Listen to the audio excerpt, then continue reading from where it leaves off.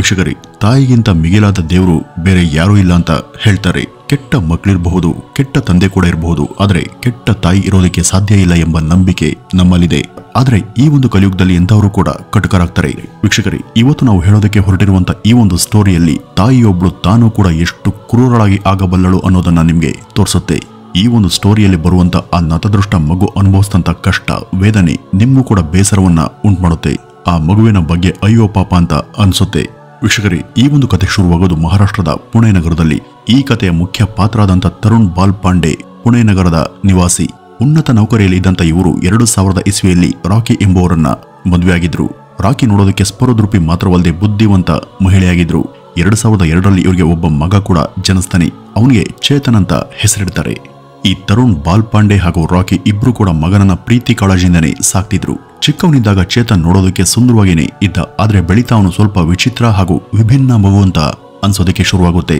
ಅವನಿಗೆ ಸರಿಯಾಗಿ ಮಾತನಾಡೋದಕ್ಕೆ, ಓಡಾಡೋದಕ್ಕೆ ಬರ್ತಾ ಇರಲಿಲ್ಲ. ಅವನು ಅವನದೇ ವಯಸ್ಸಿನ ಇತರ ಮಕ್ಕಳಿಗಿಂತ ಬುದ್ಧಿಯಲ್ಲಿ ತುಂಬಾ ವೀಕ್ ಇದ್ದ. ಅವನು ಇತರರ ಹಾಗೆ ಆಕ್ಟಿವ್ ಇರಲಿಲ್ಲ. ವೈದ್ಯರ ಬಳಿ ಪರೀಕ್ಷೆ ಮಾಡಿದಾಗ ಅವನು ಮೆಂಟಲಿ ಅನ್ಸ್ಟೇಬಲ್ ಕಿಡ್ ಅಂತ ಅವರು ದೃಢೀಕರಿಸಿದ್ರು. ಇದರಿಂದ ದಂಪತಿಗೆ ಬೇಸರ ಆದ್ರೂ ಕೂಡ ಈ ಒಂದು ವಿಷಯದ ಬಗ್ಗೆ ಅವನಲ್ಲಿ ಕೀಳರಿಮೆ ಅವನಲ್ಲಿ ಬಾರದ ರೀತಿಯಲ್ಲಿ ನೋಡ್ಕೊಂಡ್ರು. ಅವನಲ್ಲಿ ಇದ್ದಂತ ದೌರ್ಬಲ್ಯ ಅವನಿಗೆ ಗೊತ್ತಾಗದ ರೀತಿಯಲ್ಲಿ ಅವನನ್ನ ಸಾಕುವಂತ ನಿರ್ಧಾರವನ್ನ ಮಾಡ್ತಾರೆ. ವೀಕ್ಷಕರೇ, ಇದೇ ರೀತಿ ಸಮಯ ಜಾರ್ತಾ 2014 ಇಸ್ವಿ ಬರುತ್ತೆ. ಆಗ ಚೇತನ್ಗೆ 12 ವರ್ಷ ವಯಸ್ಸು. ಅವನ ಸ್ಥಿತಿ ಏನೋ ಹಾಗೇನೇ ಇತ್ತು. ಆದ್ರೆ ತರುಣ್ ಮತ್ತು ರಾಕಿಯ ನಡುವಿನ ದಾಂಪತ್ಯದಲ್ಲಿ ಒಡಕು ಮೂಡಿತ್ತು. ಅವರು ಸದಾಕಾಲ ಕಿತ್ತಾಡ್ತಾನೆ ಇದ್ರು. ಇಬ್ಬರ ನಡುವೆ ಯಾವುದಕ್ಕೂ ಕೂಡ ಹೊಂದಾಣಿಕೆನೇ ಇರಲಿಲ್ಲ. ಜಗಳಾದಾಗೆಲ್ಲ ರಾಕಿ ಕೋಪ ಮಾಡಿಕೊಂಡು ಮನೆ ಬಿಟ್ಟು ಹೋಗ್ತಾ ಇದ್ದದ್ದು ಸಾಮಾನ್ಯ ಸಂಗತಿಯಾಗಿತ್ತು. ಆಗೆಲ್ಲ ತರುಣ್ ತಾವೇ ಹೋಗಿ ಆಕೆನ ಸಮಾಧಾನ ಮಾಡಿ ಮನೆಗೆ ಕರ್ಕೊಂಡ್ ಬರ್ತಾ ಇದ್ದ. ಇತ್ತೀಚೆಗಂತೂ ಇದು ದಿನನಿತ್ಯದ ಕೆಲಸನೇ ಆಗಿ ಹೋಗಿತ್ತು. ಆಕೆ ದಿನ ಕೂಡ ಮನೆ ಬಿಟ್ಟು ಹೋಗೋದು, ತರುಣ್ ಆಕೆಯನ್ನ ಪದೇ ಪದೇ ಕರ್ಕೊಂಡು ಬರೋದು ಇದೇ ಕೆಲಸ ಆಗಿತ್ತು. ಇದರಿಂದ ಬೇಸತ್ತ ತರುಣ್ ರಾಕಿ ತನಗೆ ಬೇಡ ಅಂತ ಕೋರ್ಟ್ನಲ್ಲಿ ಡಿವೋರ್ಸ್ಗೆ ಪಿಟಿಷನ್ಗೆ ಅರ್ಜಿಯನ್ನ ಹಾಕ್ತಾನೆ. ಈ ರಾಕಿಗೂ ಅದೇ ಬೇಕಿತ್ತು. ಆಕೆಗೆ ತರುಣ್ ಜೊತೆ ಬಾಳೋದಿಕ್ಕೆ ಇಷ್ಟ ಇರಲಿಲ್ಲ. ತರುಣ್ನಿಂದ ದೂರ ಹೋಗೋದಿಕ್ಕೆ ಆಕೆ 25 ಲಕ್ಷ ರೂಪಾಯಿಗಳ ಜೀವನಾಂಶದ ಬೇಡಿಕೆಯನ್ನ ಇಟ್ಟಿದ್ಲು. ಆದ್ರೆ ಲೋವರ್ ಮಿಡಲ್ ಕ್ಲಾಸ್ ವ್ಯಕ್ತಿಯಾದಂತ ತರುಣ್ಗೆ ಅಷ್ಟು ಹಣವನ್ನ ಜೋಡಿಸುವಂತ ಶಕ್ತಿ ಇರಲಿಲ್ಲ. ಇಷ್ಟು ಹಣ ತನ್ನಿಂದ ಕೊಡೋದಿಕ್ಕೆ ಸಾಧ್ಯ ಇಲ್ಲ ಅಂತ ಅವರು ಕೂಡ ಹೇಳಿದ್ರು.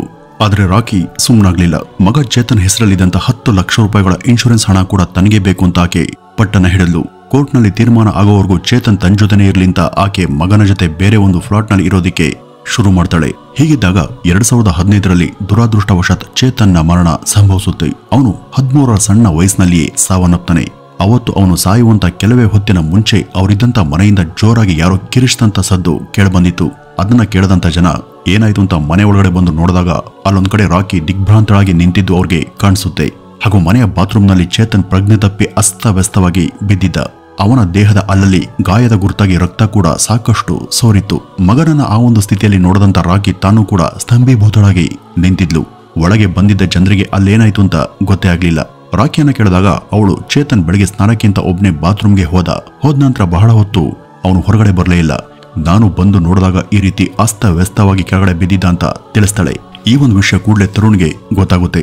ಅವನು ಕೂಡ ಬಂದು ನನ್ನ ಮಗನ್ಗೆ ಏನಾಯ್ತು ಅಂತ ಕೇಳಿದ. ಆತನಿಗೂ ಕೂಡ ಅದೇ ಉತ್ತರ ಸಿಕ್ಕಿತ್ತು. ಮಗನ ಸಾವು ಇಬ್ರಿಗೂ ಅತೀವ ಶೋಕವನ್ನ ಉಂಟುಮಾಡಿತ್ತು. ಮಗನ ಮಾನಸಿಕ ಅಸ್ವಸ್ಥತೆಯನ್ನು ಕೂಡ ನೆಗ್ಲೆಕ್ಟ್ ಮಾಡಿದಂತ ಅವರು ಅವನನ್ನ ಪ್ರೀತಿಯಿಂದ ಸಾಕಿ ಸಲಹಿದ್ರು. ಆದ್ರೆ ಈಗ ಆ ಮಗನೇ ಇಲ್ಲ. ಚೇತನ್ ಮತ್ತೆಂದಿಗೂ ಕೂಡ ಹಿಂದಿರುಗಿ ಬಾರದಂತಹ ಲೋಕಕ್ಕೆ ಹೋಗಿದ್ದ. ಅವನ ಸಾವಿನ ಸುದ್ದಿ ಎಲ್ಲಾ ಕಡೆ ಹಬ್ಬಿತ್ತು. ಜನರೆಲ್ಲ ಅದಕ್ಕಾಗಿ ಸಂತಾಪವನ್ನ ಸೂಚಿಸಿದ್ರು. ಚೇತನ್ ಶವವನ್ನ ಆಸ್ಪತ್ರೆಗೆ ಸಾಗಿಸಲಾಗಿತ್ತು. ಆದ್ರೆ ಅಷ್ಟರಲ್ಲಿ ಅವನ ಶವವನ್ನ ಪರೀಕ್ಷೆ ಮಾಡದಂತ ವೈದ್ಯರಿಗೆ ಅಲ್ಲಿ ಏನೋ ಅನುಮಾನದ ವಾಸನೆ ಬರೋದಿಕ್ಕೆ ಶುರುವಾಯಿತು. ಅವ್ರಿಗೆ ಯಾಕೋ ಇದು ಸಹಜವಾದಂತ ಸಾವಲ್ಲ ಅಂತ ಅನ್ಸೋದಿಕ್ಕೆ ಶುರುವಾಗಿತ್ತು. ತಕ್ಷಣ ಅವರು ಈ ಒಂದು ಸುದ್ದಿಯನ್ನ ಪೊಲೀಸ್ಗೆ ಮುಟ್ಟಿಸಿ ಆ ಶವದ ಮರಣೋತ್ತರ ಪರೀಕ್ಷೆಯನ್ನ ಮಾಡಬೇಕು. ಇದಕ್ಕೆ ಚೇತನ್ನ ಪೋಷಕರ ಅನುಮತಿ ಬೇಕು. ಹಾಗಾಗಿ ಅವರಿಗೆ ಕೂಡಲೇ ಈ ಬಗ್ಗೆ ತಿಳಿಸಿ ಅಂತ ಕೇಳ್ಕೊಳ್ತಾರೆ. ಅದರಂತೆಯೇ ಪೊಲೀಸ್ ರಾಕಿ ಹಾಗೂ ಚೇತನರ ಬಳಿ ಬಂದು ಆ ಶವದ ಮರಣೋತ್ತರ ಪರೀಕ್ಷೆ ಮಾಡಬೇಕು ಅಂತ ಹೇಳಿದಾಗ ಅವ್ರಿಗೆ ಅದನ್ನ ಕೇಳಿ ಆಶ್ಚರ್ಯ. ಮರಣೋತ್ತರ ಪರೀಕ್ಷೆ ನಡೆಸೋದು ಹತ್ಯೆಗೆ ಒಳಗಾದವ್ರಿಗೆ ಅಥವಾ ಯಾರ ಸಾವು ಸಹಜ ಅಲ್ವೋ ಅಂಥವ್ರಿಗೆ. ಆದ್ರೆ ಚೇತನ್ ಬಾತ್ರೂಮ್ ಅಲ್ಲಿ ಜಾರ್ ಬಿದ್ದು ಸಾವನ್ನಪ್ಪಿದ್ದಾನೆ. ಅದು ಸಹಜ ಅಥವಾ ಆಕ್ಸಿಡೆಂಟ್ ಇಂದ ಆದಂತಹ ಮರಣವಾದ್ಮೇಲೆ ಅದರ ಮರಣೋತ್ತರ ಪರೀಕ್ಷೆ ಅಗತ್ಯ ಆದ್ರೂ ಏನಿದೆ ಅಂತ ಅವ್ರಿಗೆ ಗೊಂದಲ ಶುರುವಾಗುತ್ತೆ. ಆದ್ರೆ ಪೊಲೀಸರ ತಾಕೀತಿಗೆ ಅವರು ಏನು ಕೂಡ ಹೇಳೋದಿಕ್ಕೆ ಸಾಧ್ಯವಾಗ್ಲಿಲ್ಲ. ಆಸ್ಪತ್ರೆಯಲ್ಲಿ ಚೇತನ್ನ ಮರಣೋತ್ತರ ಪರೀಕ್ಷೆ ಮುಗಿಯುತ್ತೆ. ಮುಗಿದ ನಂತರ ಅವನ ಶವವನ್ನ ಅವನ ಪೋಷಕರಿಗೆ ಮುಂದಿನ ಕಾರ್ಯಕ್ಕಾಗಿ ಕೊಟ್ಟು ಕಳಿಸಲಾಗುತ್ತೆ. ವೈದ್ಯರಿಗೆ ಇಲ್ಲಿ ಅನುಮಾನ ಬರೋದಕ್ಕೆ ಕಾರಣ ಚೇತನ್ನ ಮೈ ಮೇಲೆ ಹಲವಾರು ಕಡೆ ಸಾಕಷ್ಟು ಗಂಭೀರವಾದಂತಹ ಗಾಯಗಳಾಗಿದ್ವು. ಅವನ ಮೈ ಮೂಳೆಗಳು ಕೂಡ ಮುರಿದು ಫ್ರಾಕ್ಚರ್ ಆಗಿದ್ವು. ಕೇವಲ ಕಾಲು ಜಾರಿ ಬಿದ್ರೆ ಯಾರಿಗೂ ಇಷ್ಟು ಹಾನಿ ಆಗೋದಿಲ್ಲ. ಯಾರಾದರೂ ಬಲವಂತದಿಂದ ಸಾಯಿಸೋದಿಕ್ಕೆ ಹೊಡೆದಿದ್ರೆ ಅಥವಾ ಹಲ್ಲೆ ಮಾಡಿದ್ರೆ ಮಾತ್ರ ಈ ರೀತಿ ಆಗುತ್ತೆ. ಹಾಗಾಗಿ ಅವರು ಮರಣೋತ್ತರ ಪರೀಕ್ಷೆಯನ್ನ ಮಾಡಿಸಿದ್ರು. ಈ ಕಡೆ ದಂಪತಿ ಅವನ ಸಂಸ್ಕಾರದ ಕಾರ್ಯಗಳನ್ನೆಲ್ಲ ಮುಗಿಸ್ತಾರೆ. ಅಷ್ಟರಲ್ಲಿ ಆಸ್ಪತ್ರೆಯಿಂದ ಚೇತನ್ನ ಮರಣೋತ್ತರ ಪರೀಕ್ಷೆಯ ವರದಿ ಬರುತ್ತೆ. ಅದರಲ್ಲಿ ಈ ಸಾವು ಸಹಜವಾದುದಲ್ಲ, ಇದು ಕೊಲೆ ಅಂತ ನಮೂದಾಗಿರುತ್ತೆ. ಆ ಒಂದು ವರದಿ ಬಂದ ತಕ್ಷಣ ನೇರ ರಾಕಿ ಇದ್ದಂತ ನಿವಾಸಕ್ಕೆ ಬಂದಂತ ಪೊಲೀಸ್ ಆಕೆಯನ್ನ ಅರೆಸ್ಟ್ ಮಾಡ್ತಾರೆ. ಕಾರಣ ಅವತ್ತು ಚೇತನ್ ಜೊತೆಯಲ್ಲಿ ಇದ್ದವರು ರಾಕಿ ಮಾತ್ರ. ಹಾಗಾಗಿ ಈ ಹತ್ಯೆಗೂ ಅವ್ರಿಗೂ ನೇರ ಸಂಬಂಧ ಇದೆ ಅಂತ ಪೊಲೀಸರ ಬಲವಾದಂತಹ ಅನುಮಾನ ಆಗಿತ್ತು. ಆಕೆಯನ್ನ ಈ ಬಗ್ಗೆ ವಿಚಾರಿಸಿದಾಗ ಮೊದಲಿಗೆ ಏನೂ ಕೂಡ ಬಾಯ್ ಬಿಡದಂತ ರಾಕಿ ಈ ಬಗ್ಗೆ ತನಗೇನು ಗೊತ್ತಿಲ್ಲ, ಅವನು ಬಾತ್ರೂಮ್ನಲ್ಲಿ ಎಡವಿ ಬಿದ್ದ, ನಂತರ ಅಷ್ಟೇ ನಾನು ಅಲ್ಲಿಗೆ ಹೋಗಿದ್ದು, ಅಷ್ಟರಲ್ಲಿ ಅವನ ಪ್ರಾಣ ಹೋಗಿತ್ತು ಅಂತ ಆಕೆ ಹೇಳಿದ್ಲು. ಆದ್ರೆ ಪೊಲೀಸರು ತಮ್ಮದೇ ಶೈಲಿಯಲ್ಲಿ ಆಕೆನ ವಿಚಾರಿಸಿದಾಗ ಕೊನೆಗೂ ಆಕೆ ಸತ್ಯ ಸಂಗತಿಯನ್ನ ಬಾಯ್ಬಿಟ್ಟಿದ್ಲು. ಚೇತನ ಸಾವಿಗೆ ನಾನೇ ಕಾರಣ, ಅದು ಅಪಘಾತ ಅಲ್ಲ, ನಾನೇ ಅವನಿಗೆ ಕ್ರಿಕೆಟ್ ಬ್ಯಾಟಲ್ಲಿ ಹೊಡೆದು ಕೊಂದು ಹಾಕ್ತೆ ಅಂತ ಆಕೆ ಪೊಲೀಸರಿಗೆ ತಿಳಿಸಿದ್ಲು. ಇದ್ರ ಜೊತೆ ಆಕೆ ಇನ್ನೂ ಒಂದು ವಿಷಯವನ್ನ ತಿಳಿಸಿದ್ಲು. ಅದೇನೆಂದ್ರೆ ಆಕೆ ಆ ಒಂದು ಹತ್ಯೆಯನ್ನ ಬೇಕು ಅಂತಾನೆ ಮಾಡ್ಲಿಲ್ಲ, ಅದಕ್ಕೆ ಸೂಕ್ತ ಕಾರಣ ಕೂಡ ಇತ್ತು. ಇತ್ತೀಚೆಗೆ ಚೇತನ್ನ ವರ್ತನೆಯಲ್ಲಿ ಮಹತ್ತರವಾದಂತ ಬದಲಾವಣೆ ಆಗಿತ್ತು. ಅವನು ತನ್ನ ತಾಯಿಯ ಜೊತೆ ಅಸಭ್ಯವಾಗಿ ವರ್ತಿಸೋದಕ್ಕೆ, ಆಕೆಯನ್ನ ಕೆಟ್ಟ ದೃಷ್ಟಿಯಿಂದ ನೋಡೋದಕ್ಕೆ ಶುರು ಮಾಡಿದ್ದ. ಇದು ರಾಕಿಗೆ ಇಷ್ಟ ಆಗ್ಲಿಲ್ಲ. ಈ ಬಗ್ಗೆ ಅವಳು ಮಗ ಚೇತನ್ಗೆ ಸಾಕಷ್ಟು ಸಲ ಎಚ್ಚರಿಕೆಯನ್ನು ಕೂಡ ಕೊಟ್ಟಿದ್ಲು.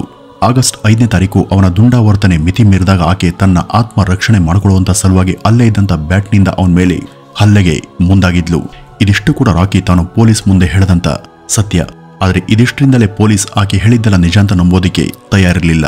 ಅವರು ಈ ಬಗ್ಗೆ ಆಕೆಯ ಪತಿ ತರುಣ್ಗೆ ತಿಳಿಸಿ ಅವರನ್ನು ಕೂಡ ಅಲ್ಲಿಗೆ ಕರೆಸ್ಕೊಂಡು ಇದೆಲ್ಲವನ್ನು ಹೇಳಿ ಈ ಬಗ್ಗೆ ನಿಮ್ಗೆ ಏನಾದರೂ ಗೊತ್ತಾ ಅಂತ ಕೇಳಿದಾಗ ತರುಣ್ ಅಕ್ಷರಶಃ ಶಾಕ್ಗೆ ಗುರಿಯಾಗಿದ್ರು. ನನ್ನ ಮಗ ಚೇತನ್ಗೆ 13 ವರ್ಷ ವಯಸ್ಸು ಮಾತ್ರ, ಮೇಲಾಗಿ ಅವನು ಮಾನಸಿಕ ವಿಕಲಾಂಗ, ಅವನಿಗೆ ಇನ್ನೂ ಕೂಡ 5-6 ವರ್ಷ ಬಾಲಕರ ಮನಸ್ಥಿತಿ ಇತ್ತು. ಅಂಥವನು ಇಂಥ ನೀಚ ಕೃತ್ಯ ಮಾಡೋದಕ್ಕೆ ಸಾಧ್ಯ ಇಲ್ಲ. ಅದರಲ್ಲೂ ಕೂಡ ಅವನು ತನ್ನ ಸ್ವಂತ ತಾಯಿಯ ಜೊತೆ ಹೀಗೆಲ್ಲ ನಡೆದುಕೊಂಡಿದ್ದಾನೆ ಖಂಡಿತ ನಂಬೋದಕ್ಕೆ ಸಾಧ್ಯವಾಗದಂತಹ ಮಾತು. ಇದನ್ನ ನಾನು ಒಪ್ಪಲ್ಲ ಅಂತ ಅವನು ಖಡಾಖಂಡಿತವಾಗಿ ಹೇಳಿದ್ದ.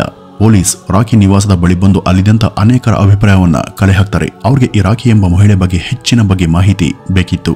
ಆಕೆ ಹೇಗೆ, ಯಾವ ತರಹದ ವ್ಯಕ್ತಿ, ಮಗನ ಜೊತೆ ಆಕೆ ಹೇಗಿದ್ಲು, ಅವರ ನಡುವಿನ ಸಂಬಂಧ ಹೇಗಿತ್ತು ಅಂತ ಮುಂತಾಗಿ ಪೊಲೀಸರು ನೆರೆಹೊರೆಯವರನ್ನ ವಿಚಾರಿಸಿದಾಗ ಅವ್ರಿಗೆ ಮಹತ್ವವಾದಂತಹ ಕೆಲ ಗಂಭೀರ ವಿಷಯಗಳು ಗೊತ್ತಾದವು. ಈ ರಾಕಿ ಅನ್ನುವಂತ ಮಹಿಳೆ ಸ್ವಭಾವತ ತುಂಬಾ ವಿಕೃತ ಹಾಗೂ ಕ್ರೂರ ವ್ಯಕ್ತಿಯಾಗಿದ್ಲು. ಆಕೆಗೆ ತನ್ನ ಮಗನ ಮೇಲೆ ಸ್ವಲ್ಪ ಕೂಡ ಕಾಳಜಿ, ಅಕ್ಕರೆ ಯಾವುದೂ ಕೂಡ ಇರಲಿಲ್ಲ. ಸರಳವಾಗಿ ಹೇಳಬೇಕು ಅಂದ್ರೆ ಅವಳು ತಾನು ಹೆತ್ತ ಮಗನನ್ನೇ ದ್ವೇಷ ಮಾಡ್ತಿದ್ಲು. ಅವನಿಗೆ ಯಾವಾಗ್ಲೂ ಹೊಡೆದು ಬಡದು ಹಿಂಸೆ ಕೊಡೋದು, ಬೈಯೋದು, ಊಟ ಕೊಡದೆ ರೂಮಲ್ಲಿ ಕೂಡ ಹಾಕೋದು, ದಿನಗಟ್ಟಲೆ ಮನೆಯಲ್ಲಿ ಕೂಡ ಹಾಕಿ ತಾನು ಮಾತ್ರ ಲಾಕ್ ಮಾಡ್ಕೊಂಡು ಬೇಕಾದ ಹಾಗೆ ಸುತ್ತಾಡ್ಕೊಂಡು ಬರೋದು, ಈ ರೀತಿಯೆಲ್ಲ ಮಾಡ್ತಿದ್ಲು. ಅವಳು ಚೇತನ್ನ ಹೊಡೆಯುವಾಗ ಎಷ್ಟೋ ಸಲ ಅವನು ಆ ನೋವನ್ನು ತಳ್ಳಾರದೆ ಅಳ್ತಾ ಇದ್ದಂತಹ, ಕಿರ್ಚ್ತಾ ಇದ್ದಂತಹ ಸದ್ದುಗಳು ಸುತ್ತಮುತ್ತ ಇದ್ದವರಿಗೆ ಹಲವು ಸಲ ಕೇಳಿದ್ದು ಕೂಡ ಉಂಟು. ರಾಕಿ ಎಂಥ ರಾಕ್ಷಸ ಸ್ವಭಾವದ ನೀಚ ಹಿಂಗ್ಸು ಅಂದ್ರೆ ಅವಳು ಸ್ವಂತ ವಿಕಲಾಂಗ ಮಗನಿಗೆ ಹೊಟ್ಟೆ ತುಂಬ ಊಟವನ್ನ ಕೊಡ್ತಿರ್ಲಿಲ್ಲ. ಯಾರಾದ್ರೂ ಕೊಡೋದಕ್ಕೆ ಬಂದ್ರೆ ಅವ್ರಿಗೂ ಕೂಡ ರಾಕಿ ಅಡ್ಡಿಯನ್ನ ಪಡಿಸ್ತಿದ್ಲು. ಈಕೆ ಮಾಡ್ತಿದ್ದಂತ ಅನಾಚಾರದ ಬಗ್ಗೆ ಯಾರಾದ್ರೂ ಕೇಳೋದಕ್ಕೆ ಬಂದ್ರೆ ಅವರ ವಿರುದ್ಧವೇ ಪೊಲೀಸ್ ದೂರನ್ನ ಕೊಡ್ತೀನಿ ಅಂತ ಧಮಕಿಯನ್ನ ಹಾಕ್ತಾ ಇದ್ಲು. ಹಾಗಾಗಿ ಜನ ಆಕೆ ಸಹವಾಸನೆ ಬೇಡ ಅಂತ ಸುಮ್ಮನೆ ಅವ್ರ ಪಡಗವರಿದ್ರು. ಜನ ಅವಳ ಬಗ್ಗೆ ಹೇಳದಂತ ಈ ಒಂದು ವಿಷಯಗಳನ್ನ ಕೇಳದಂತ ಪೊಲೀಸ್ಗೆ ಈಕೆ ಎಂಥ ನಿರ್ದಯಿ ತಾಯಿ ಅಂತ ಅನ್ಸೋದಕ್ಕೆ ಶುರುವಾಗಿತ್ತು. ಈ ರಾಕಿ ಇಷ್ಟೆಲ್ಲ ಮಾಡೋದಕ್ಕೆ ಮುಖ್ಯ ಕಾರಣ ಆಕೆ ಇದ್ದಂತ ನಿವಾಸದ ಓನರ್ ಜೊತೆಗಿನ ಅಕ್ರಮ ಸಂಬಂಧ. ಆಕೆಗೆ ಗಂಡ ಮಗ ಯಾರು ಕೂಡ ಬೇಕಿರಲಿಲ್ಲ. ಮಗನ ಇನ್ಶೂರೆನ್ಸ್ ಹಣ ಪಡೆದು ಆ ಧನಿಕ ಓನರ್ ಜೊತೆ ಬೇರೆಯದೇ ಆದಂತ ಲೈಫ್ ಅನ್ನ ಶುರು ಮಾಡಬೇಕು ಅಂತ ಆಕೆ ಬಯಸಿದ್ಲು. ಇದಕ್ಕೆ ಈಗ ಅವಳ ಮಗನೇ ದೊಡ್ಡ ಅಡ್ಡಿಯಾಗಿದ್ದ. ಹಾಗಾಗಿ ರಾಕಿ ತನ್ನ ಗೆಳೆಯನ ಜೊತೆ ಈ ಬಗ್ಗೆ ಚರ್ಚಿಸಿ ಒಂದು ಪ್ಲಾನ್ ಮಾಡಿ ಆಗಸ್ಟ್ 5ನೇ ತಾರೀಕು ಚೇತನನ್ನ ಯೋಜನೆ ಅನುಸಾರ ಬ್ಯಾಟಲ್ಲಿ ಹೊಡೆದು ಕೊಂದು ಹಾಕಿದ್ಲು. ಅವನ್ ಸತ್ರೆ ಅವನದು ಸಹಜ ಸಾವು ಅಂತ ಎಲ್ರಿಗೂ ನಂಬಿಸಿ ಅವನಿಂದ ಬರುವಂತ ಇನ್ಶೂರೆನ್ಸ್ ಹಣವನ್ನ ಕ್ಲೈಮ್ ಮಾಡಿ ತಾನು ತನ್ನ ದಾರಿಯನ್ನು ಹಿಡಿಬಹುದು ಅಂತ ಅವಳ ಪ್ಲಾನ್ ಆಗಿತ್ತು. ಆದ್ರೆ ಮರಣೋತ್ತರ ಪರೀಕ್ಷೆ ವರದಿ ಆಕೆಯ ಎಲ್ಲ ನೀಚ ವ್ಯವಹಾರಗಳನ್ನು ಕೂಡ ಬಯಲಿಗೆಳಿತು. ಅವಳನ್ನ ಅಪ್ರಾಪ್ತ ಬಾಲಕನ ಹತ್ಯೆ ಆರೋಪದಲ್ಲಿ ಅರೆಸ್ಟ್ ಮಾಡಿ ಮುಂದೆ 2018ರಲ್ಲಿ 10 ವರ್ಷಗಳ ಕಠಿಣ ಕಾರಾಗೃಹ ಶಿಕ್ಷೆಗೆ ಗುರಿಪಡಿಸಲಾಯಿತು. ಇಂಥ ಕೆಟ್ಟ ತಾಯಿಯ ಸ್ವಾರ್ಥಕ್ಕೆ ಅಲ್ಲಿ ಬಲಿಯಾಗಿದ್ದು ಮಾತ್ರ ಏನೂ ಕೂಡ ಅರಿಯದಂತ ಆ ಒಂದು ಮುಗ್ಧ ಜೀವ. ವೀಕ್ಷಕರೇ, ಇದಿಷ್ಟು ಇವತ್ತಿನ ಈ ಒಂದು ವಿಡಿಯೋದ ಮಾಹಿತಿ. ಇನ್ನು ಈ ಒಂದು ಘಟನೆ ಬಗ್ಗೆ ನಿಮ್ಮ ಅಭಿಪ್ರಾಯಗಳನ್ನ ಕಮೆಂಟ್ನ ಮೂಲಕ ಹಂಚಿಕೊಳ್ಳಿ ಅಂತ ಹೇಳ್ತಾ ಈ ಒಂದು ವಿಡಿಯೋವನ್ನ ಇಲ್ಲಿಗೆ ಮುಗಿಸೋಣ. ನಮಸ್ಕಾರ.